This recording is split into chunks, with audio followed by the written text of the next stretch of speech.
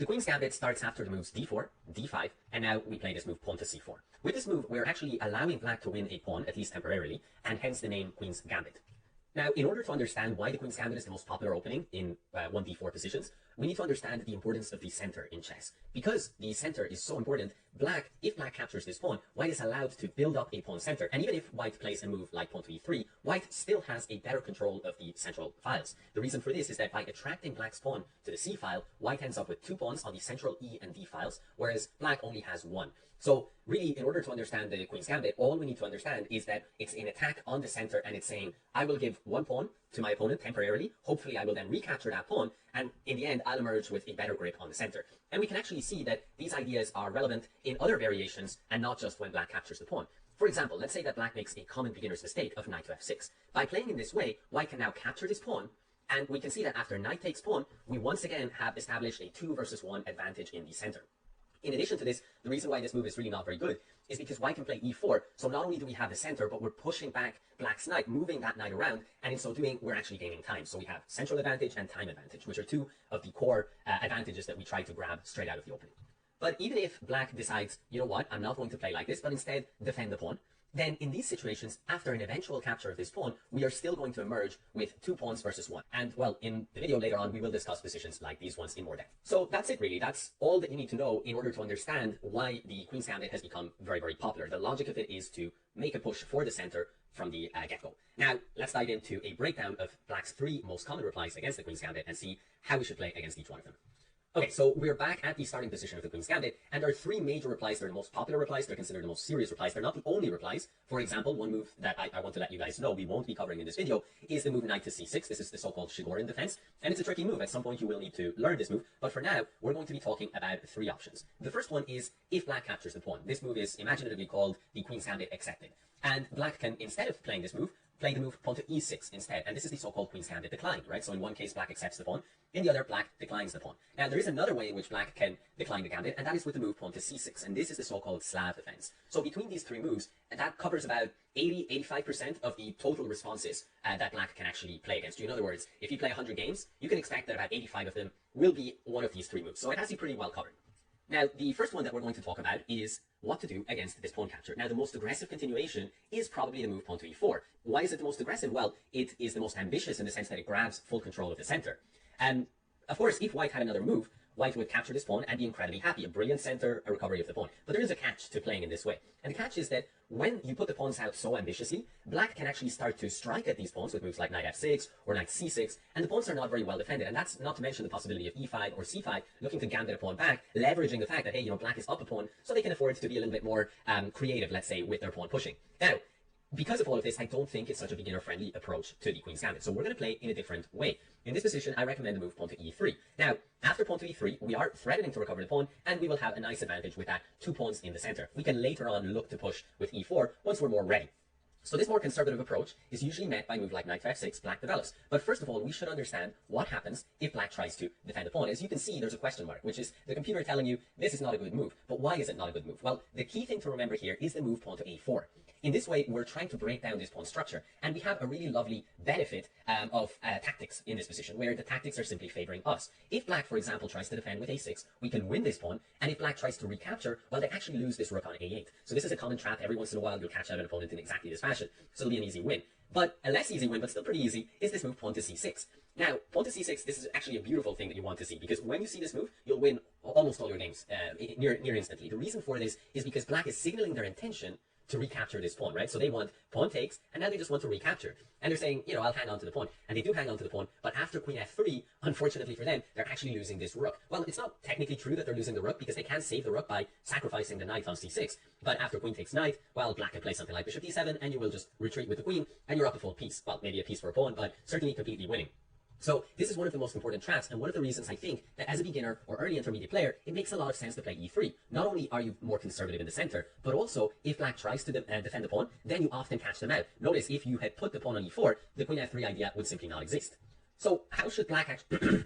So this begs the question, how should black actually continue? Well, we had said that in this position here, after e3, black normally just plays knight to f6. And after bishop takes c4, what they do is they play e6. Now, you might be asking yourself, why would they play e6 and voluntarily lock in this bishop?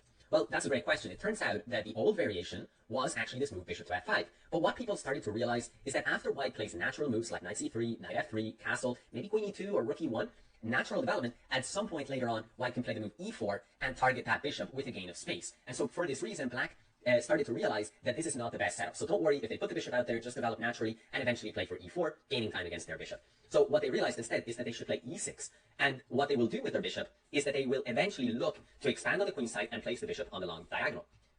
Now, if you're playing an experienced player, how they will actually kick things off from here is they'll play the move pawn to c5. The reason behind this move is that because white has a 2 versus 1 pawn advantage in the center, black wants to try to say, hey, I gave you that advantage early on by capturing here, exchanging my d pawn for your c pawn, but now the tables have turned. I'm looking to exchange my c pawn for your d pawn and level the playing field, so to speak. So that is the best way to play. But I should say to you, I will show you that most beginner players, and I took a look at this in the online chess database, so this is not, an opinion or anecdotal, but actually statistical. Most beginner chess players will play the move bishop to e7. And this is a bad move. Why is it a bad move? Because we are allowed to keep our center unchallenged. So what we do is we just develop normally, we play knight out to c3, and again, black should still look for that c5 to challenge our center, but oftentimes they're scared to do so, so they play b6. Now we can build up that center. So an important lesson to remember is do not be afraid to move the pawn just because you only moved it one square instead of two earlier on. Circumstances have changed here because now you are a castle, your king is safe, and your pieces are beautifully developed. So now's a good time to expand in the center.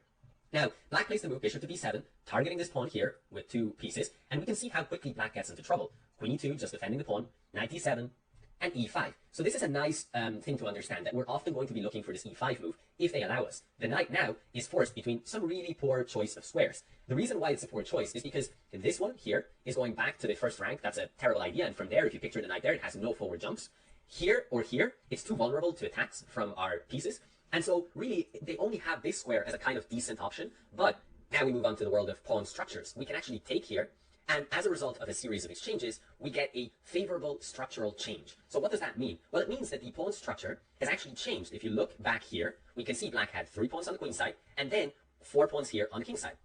And white, well, we had a kind of a similar situation where we had 3 on the queen side, and then 4 here on the king side.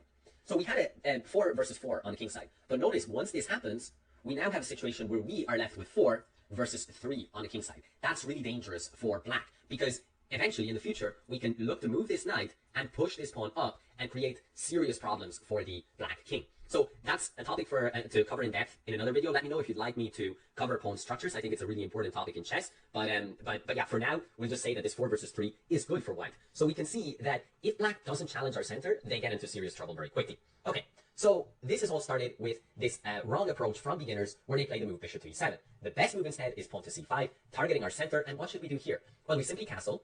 Black continues with a6. Remember that plan we had mentioned of b5 and developing the bishop onto that long diagonal from h1 to a8. Now we capture this pawn. Now there's many different possibilities, but I think if you're a beginner, this is the way to play. Because in my opinion, if you start playing some other move like queen e2, it's very easy to start to get into a bad position here where black has more space on the queen side, your center is no longer so powerful, and, well, black's pieces are just quite aggressively posted. In fact, look at black's bishop, and the other bishop is going to be very nice here, whereas look at yours trapped behind this pawn on e3. So if you're a beginner, what I recommend to do is against a6, just capture the pawn on c5 before they can execute this whole plan. Now, black typically takes the queen, because otherwise you can take the queen and they can no longer castle. So they typically take the queen, rook takes, and bishop takes c5. You get a position that is pretty equalish because of the fact that the pawn structure is the same, the pieces are similarly placed, but we have a slight edge because we have one better developed piece. And our approach here should be to put some pressure on the queen side because of our better development. So I like to start with the move here, bishop to e2, and the idea is that at some point I'll move the knight forward to e5, and I'll put the bishop on f3. So let's say, for example, that black castles. I can start by developing, and then maybe black develops, and at some point I'm looking for this move like knight to e5, and then let's say that black tries to develop with a move like knight to c6. Well, in this position, black would already be in a lot of trouble because we can capture here, and after knight takes knight, we can go knight to b3. And with knight to b3, we target the knight here on d7, and if black defends the knight, we can actually capture it because of our second threat, which is rook takes, and now that knight was actually the defender of the bishop. So we can now win 2 pieces for a rook, and we're going to have a, actually, objectively speaking, this is already a winning position. Of course, in practice, anything can happen, but we certainly got out of the opening really well. So you can see that there is a little bit more danger there for black than there is for white. Now, of course, black doesn't need to fall for this. Black can play, a natural move like knight c6, maybe stopping that knight e5 ideas. But in this instance, we can play in a couple of ways. One way is we can play a3, looking for b4, and then looking to just develop our bishop to b2. It's not a huge advantage for white, but it is a slight advantage, and it's a safe position. So This is what I would recommend to do if your opponent knows their stuff. So with that, we've actually covered the entire Queen's Gambit accepted variation, which leaves two more variations, the Queen's Gambit declined and the slab. So let's check out the Queen's Gambit declined. Now, the Queen's Gambit declined begins with the move pawn to e6. This is a position that has been played at the World Championship level, so there's a lot of theory around it. But as beginners, this is what I would recommend that you play. I would recommend you play knight to c3, and after knight to f6, you play the main line chosen by master level players, which is to capture this pawn on d5. Now, most of the time, black will want to keep a decent control of the center, so they'll recapture with the e-pawn, and we need to understand, why did we do this? Why did we give up the c-pawn, and by capturing here and allowing black to replace it with the e-pawn, it's in effect, why did we exchange this pawn for this pawn, right? If you look at the starting position, and you were to now remove these two pawns, you can see that's exactly the position that we have. So why would we do that? Change a pawn that was a little bit more advanced, a little bit stronger, for a pawn that was not only less strong than ours, but also, at the same time, we help them to potentially develop that bishop. It doesn't seem to make sense, but it has to do with the establishment of the two pawns versus one majority on the central files, which we talked about at the start of the video. And so this is actually the Queen's Gambit decline exchange variation, and it's extremely popular because white has enduring advantage because of this particular pawn structure. This pawn structure, by the way, is known, it's one of the most important in chess. It's known as the Carlsbad pawn structure. So if you've ever heard the word Carlsbad used, maybe you were wondering why. This is the reason. This particular position is the most common way in which you reach this Carlsbad structure. Not the only way, but it's a structure where white has a 2 and 5 pawn chain versus a 4 and 3 pawn chain. If you're wondering, by the way, why it's called the Carlsbad pawn structure, it has to do with an old tournament, very strong tournament in 1922 in Carlsbad, then Czechoslovakia, where this particular opening system was employed a lot. So anyway, moving back to the game, pawn takes, and white here plays bishop to g5. So one of the ideas is that now, after bishop g5, bishop e7, we are now playing e3, but we've made sure to take the time to develop that bishop so it doesn't remain a bad piece. Now, black castles, white again develops, and black plays a move like pawn to c6. Now, the important thing to remember about this structure is that you do have that pawn majority, so you want to use that. So we will show how you would use that. You would begin with a move like queen to c2, just setting up a nice queen-bishop battery, looking to capture this knight and win this pawn on h7 if black is not careful. Now, if black is careful, they'll play a move like h6, and now we keep our bishop. We don't want to just give them what's called the bishop pair by leaving them with the two bishops on the board, and we only have one. So we don't want that. They continue their development. We continue our development, and you might be saying, why is this knight going to e2 when it could be going to f3? And of course, you could play f3, but this has to do, this move that I suggest you play, has to do with trying to make the most of our 2 versus 1 pawn advantage in the center. So, why is that? Well, after rook e8, we castle, and after the move knight f8, I'm just showing not the only moves for black, but the kind of best plan. Black is just looking to bring some more firepower to the king side, and also their development is a bit limited by their pawn structure, right? The knight cannot go to c6. So black develops the knight, and now we play this move pawn to f3. And the idea with this is we're finally looking to mobilize, to move forward with our pawn advantage in the center. So that is why we played knight to e2. So after f3, black can develop with bishop e6. I like to throw in a move like rook to d1 just to fortify the central files. And after rook d1, rook c8, one final preparatory move I recommend is the move king to h1. So this is the rough outline of the plan that you should be going for. Now you're in the middle game, and you are prepared to play the move pawn to e4. The reason why king h1 is useful is because if we play pawn to e4 immediately, we might just land into a little bit of trouble along this diagonal. So if we're going to move our pawns and soften up that diagonal, remember, we used to have pawns here on f2 and e3, and now, well, they're gone and they're gone. So if you're going to do that, it's just useful to have the king parked safely on h1. So that is the setup that you're going for, and honestly, it's a setup that I think will do very, very well against beginner level players, because most of the time, black is not even going to know how to play the best way against it, as we have actually shown in this example. Most of the time, black will be making a mistaken plan earlier on, and give you even more chances than if you reach this position. So that covers the Queen's Gambit decline, and that leaves us with only one path left, maybe the most complicated to play against if you're a beginner player, and that is the so-called Slav defense. So let's check that out now. Okay, so here the Slav begins with the move pawn to c6. Now in this instance, what black is saying is, you know what, I don't want this 2 versus 1 pawn majority, I don't want to deal with any of those problems. So now if you, for example, take, which many players do, it's the so-called exchange variation of the Slav, well, now we have this position where, because I've been able to recapture with the c-pawn, now you do not have a 2 versus 1 majority. In fact, we have complete symmetry. And it's this symmetry, this likeness of the position, that actually makes the exchange variation of the Slav one of the most drawish positions at high-level chess that you can get. It has something like a 90% draw rate. And when many people do exchange there, they're just telling you, you know what, I'm not feeling that ambitious, and, you know, maybe I want an easy game, or maybe I have a little bit too much respect for you, and I just want to reduce risk as much as possible. So we can play in this way, and it's an easier way to play as a beginner, but I'm not going to recommend it because it's very drawish. So what should we do against the Slav? Well, here, what I decided to recommend is the move knight to f3. Now, in this way, one of the reasons I like to play in this way is that if you go knight to c3, here, black can actually take this pawn on c4, And it's okay for white, but it gets a little bit messy. Let's say you go e4 and black starts to defend this pawn with b5. These positions get a little bit messy, and it's not so easy for us to recover our pawn. Part of the reason why is if we start trying to hack away at these pawns, then when black goes b4, that knight is under fire, and we have to move it again. So even if we recover the pawn, we've spent a lot of time moving our knight around. So it's for this reason that I recommend to develop the knight on f3 first. So after knight to f3, if now black were to capture this pawn, we're way better prepared. This is a bad idea for them. We will go pawn to e3. Now black tries to hang on to the pawn with b5, and we go pawn to a4, an idea that is quite familiar perhaps from the first variation where we saw this a4 and trying to undermine these pawns. Now after a4, black can try to hang on to the pawn for dear life, but after we capture here, they have to take back with the c pawn. Remember, if they take with the a pawn, they lose this rook. So they have to take back with the c pawn, and now we play the move pawn to b3. By doing this, we're once again undermining this pawn structure, but you might be wondering, well, can they not simply take this pawn here? And now we're just down another pawn, and yeah, it's true, we can recover this pawn, but we're still down one pawn. Well, in this case, we have another trick up our sleeve, which is we play the move bishop takes b5 check. So we ignore the pawn on b3 for now, we're still down a pawn, but the point is, they cannot take this bishop without losing the rook. So most players here, they go for bishop to d7, and now we simply can exchange, and queen takes b3. In the end, we've recovered our pawn, and our position is much, much better than black's, because while black was trying to hang on to their pawn without success, they ended up making a lot of weakening moves on the queen side. Now this pawn is an easy target, while look at our control of the center and our healthy piece development. Look, on the other hand, at black's pieces on the king side, they still have a long way to go before castling, while we can actually just castle on the next move. So this is a very big advantage for white. So this is the reason why I like to play knight to f3. You get a situation where you say to black, you can take my pawn, but I'm going to recover it in the best circumstances. So after knight f3, what black should be doing is ignoring the pawn and continuing their own development. After knight f6, we now develop our knight to c3. Now, again, this is a tricky situation. What do we do? Because we could, for example, play the move pawn to e3, and in this way, make sure that if they capture our pawn, we can recover it. But the problem with this is that we limit the possibilities of developing this bishop. In some instances, we may wish to do exactly that. So that's why I don't really like e3, and instead we play knight c3. And it's true that in this position now, black can actually recover the pawn. But before we talk about this position, I want to introduce you to an alternative that is extremely popular, and it's this move pawn to e6. This is known as the semi-Slav. Now, it's a strange looking move to play e6 and voluntarily keep your bishop out of the pawn chain. But once again, black's idea is to at some point move the b pawn and develop the bishop onto the long diagonal there on b7. So it's for this reason that black is comfortable locking the bishop inside of the central diagonals, let's say, due to their pawn chain. So after e6, how should we play here? Well, you have the option of playing the move bishop to g5, but I really don't recommend this for beginners because after h6, you're facing a tough choice. You face the possibility of giving black the bishop pair, which in my opinion lets them get a very nice middle game, or you can play the more popular move at the grandmaster level of bishop to h4, but this leads to chaos. After black captures this pawn, white will go e4, black will go g5, or rather first b5, defend the pawn, and then after e5, black will go g5. So if you think this is a beginner-friendly position, then more power to you. But even myself, I've been a 1d4 player for many, many years, and even this position just gives me a headache. So I don't recommend to play like this as a beginner or even an intermediate player.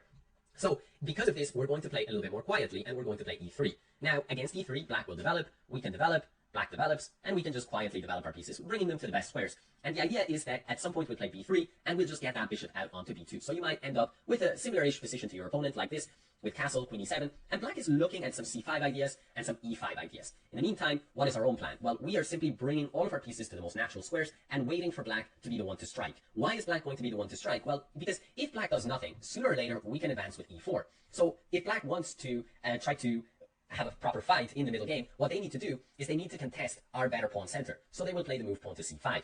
But once they play like this, we can exchange on d5, pawn takes d5, and we can just calmly play a move like bishop to f1 and continue to wait.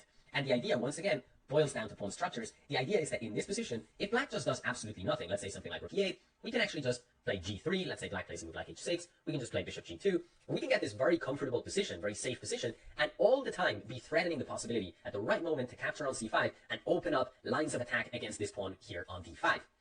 Black, in these instances, will often go wrong. For example, they might play c4 to try and avoid that idea, but now this allows you to take, and to start grabbing a big hold of the center here with e4. So this would be very, very bad for black. I should show, by the way, that if black wins this pawn here, we can just move this knight to h4, killing off f5 ideas, because that way we can capture it. And the point of knight h4 is that we open up one more piece to target the knight on e4, and the knight can't move because of the pin here against the queen. So because of these factors, black would actually end up down a piece. You might be thinking, wait a second, can black not play a move like knight f6? But we have even more firepower to bring crashing down on this knight on e4.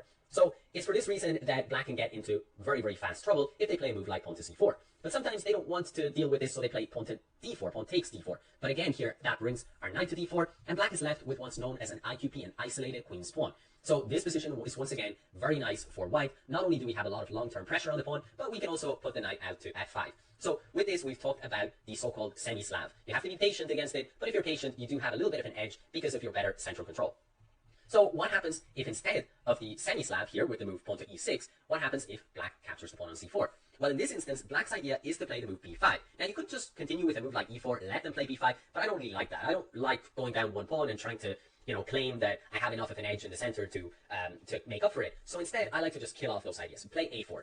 Now, black takes the opportunity while you're playing a4 to develop their bishop out to f5. In this instance, it just wouldn't be good for black to play a move like e6, because now we grab the center, and let's say black were to play a move like this, bishop takes c4, and you can see this bishop is in trouble. And unlike in other variations where we talked about how black might play b5 and a quick bishop b7, that's not an option here because we have a clamp on the b5 square. So if your opponent plays this way, you can get a huge advantage straight out of the opening. Okay, so what black normally does is they develop the bishop out to f5, and now I'm going to recommend this move knight h4. Sorry, that move just, lashed onto the screen there. But the idea behind this move, knight to h4, is it's not actually the most popular, but the most popular way to play is something like e3 or something like knight e5. Both moves looking to recover that pawn straight away. But just as an example of how messy the game gets and how not beginner friendly it can become, after a move like knight to e5, let's say that white sometimes plays something like e6, f3, or black rather, bishop to b4. In these positions, the theory says you should play e4, and the theory for black says the best move is bishop takes e4. And now after pawn takes e4, knight takes e4. So black is down a piece, but has a lot of pawns for it and has huge pressure on this knight. And again, I just don't think that this is a good idea if you're earlier to the game, earlier to your adventures in the Queen's Gambit. So because of this, I want to go in a different direction and recommend the move knight to h4. By playing in this way, black's bishop is immediately targeted, and most of the time, what black will do is bishop to g6. If they go elsewhere, let's say they go bishop g4, we can just hunt that bishop down. We go h3, we go g4, not afraid of any weakening of the king side because that bishop is a very valuable target. We finally have won the bishop, and by winning that bishop that was controlling the square like e4, now we can build up that strong pawn center. So black can continue with a move like e6, and we can win this pawn. And we have a really good position because our position is not so unsafe here. At the end of the day, the pawn here on e4 is still defended, while one other tactic we need to worry about is this knight takes g4 because we cannot take this way because of the rook. But if knight takes g4, we have queen takes g4. So everything is okay. And so if black plays something calm and slow like bishop e7, we can actually be really, really happy here, bringing our bishop out. But the best move here to play is to actually just go king f1, looking to plant the king on g2, and that way be very, very safe. Because if you were to castle, you would lose this pawn on h3. So we just aim for the g2 square with our king, and life is pretty good here for white. The only small problem is that this pawn can lead to some weaknesses, but if you know what you're doing, then everything is under control. So because of this, black normally actually doesn't go for any of this, and normally instead plays bishop to g6. So after bishop to g6, we can just win the bishop. This time we haven't even had to worry about pushing these pawns up too far up the board, and now we grab the center with e4. Now, what black normally does here, what they probably should be doing is trying to undermine that pawn center. And then, things can get a little bit more tricky, a little bit more messy. For example, we have some ideas like we capture this pawn on c4, we let them capture, then we can push the pawn on e5, and the position gets a little bit messy here. The idea, however, is that if, let's say, black wins this knight on c3, we win on the spot with bishop takes f7 check. Why does this win on the spot? Well, if king takes f7, we simply win the queen, while if king takes e7, then we play pawn takes, black has to take with the pawn, otherwise they lose control of the queen, and now we go queen b3, and we have this beautiful threat of checkmate. So material is level, but we're threatening mate on e6, and we're threatening to capture on b7. Nevertheless, I would recommend that you check out this position a little bit more in your own time if you wish, which is if black goes for e5 and just sort of goes for the throat and forces you to play some messy tactical positions. But most of the time, what black players will actually do is they'll just go e6. And in this position, we can calmly recover our pawn, and now our position is fantastic. We have a beautiful pawn center, we have very well placed pieces, and really the only thing that black can try and do is undermine our pawn center by pinning this knight so that it creates the threat of capturing the pawn on e4, but we have an easy defense to that. I like to move queen to d3, just covering both of these pawns now. And after queen d3, black can continue to develop, we'll develop. Black often will go queen to c7, just putting some pressure on this pawn. So just make sure you don't allow yourself to get checkmated there absent-mindedly. Just play a move like h3. And in the end, the opening phase is complete. We have a beautiful pawn center and, well, much, much better chances in the middle game than our opponent. So that is the Queen's Gambit. We've seen the Queen's Gambit accepted, where we recommended the quiet e3 move, but it's poisonous. There are many tactics available there for white. We then took a look at the Queen's Gambit decline, where the main idea there was the so-called Carlsbad pawn structure, a very important pawn structure in chess to understand why it's considered to be an advantage for white. And it all boiled down to central control in both of these cases. In this particular variation, the so-called Slav, I think that's the biggest challenge, because black says, no, I don't want you to have a better central control straight away. So they fight for that. But in the end, we see that in some variations, like in this one, you will still often end up with better central control after all. So in all of the cases, I think there's a slight edge. Of course, if a black player knows what they're doing, it is fairly close to equality across the main and most respected lines. But nevertheless, the Queen's Gambit is a great opening, in my opinion, to have in your arsenal at every level. So I hope that this particular video has been helpful to you, has been helpful in building up your understanding and giving you some ideas of what to do if you do choose to play the Queen's Gambit. Let me know if you've enjoyed this video. Let me know if you like the level at which this video is aimed at. Would you like it to be a little bit simpler? Would you like something more in depth? I'd love to hear about you guys, because sometimes I'm a little bit in the dark as to the exact level. So I'm trying to see how it all goes with this particular video, a little bit aimed more at beginners. So hope you've enjoyed.